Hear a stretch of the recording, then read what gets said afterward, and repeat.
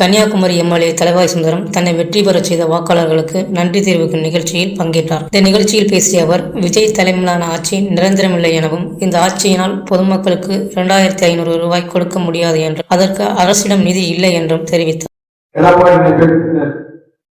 அங்க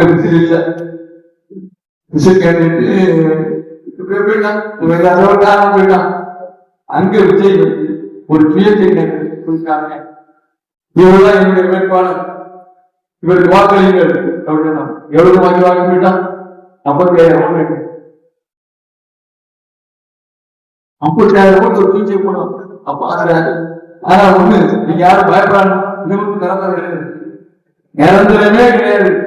2500 ரூபாய் கொடுக்க முடியாது, பண்டு கிடையாது, கையெழு கவலைப்படாத, ஒண்ணு மிஸ்லாம் வராது, தேவைப்படாது. நம்ம இவன் கூறி தள்ளிடலாம். எப்பவுமே வர முடியுமா? எம்ஜிஆர் சீட்டை உட்கார்ந்து அப்சல்யூட் மெஜாரிட்டி வந்து வந்தாரு. அவர் உட்கார்ந்து ஃபுல் மெஜாரிட்டி. ஆனா நீ சேர்த்து இருக்க நிலைமை அவரே பண்ண நம்ம யாரும் நல்லா போறோம். நீங்க உள்ளாட்சி தேர்தலுக்கு எல்லாரும் தயாராக இருங்க, ஒற்றுமையா இருந்து நம்மளுக்குள்ள ஒரு அண்டர்ஸ்டாண்டிங்கோடு நின்று வெற்றி பெறுவதற்கு வாய்ப்பு நான் தயாராக. அதுக்கு நீங்க எல்லாரும்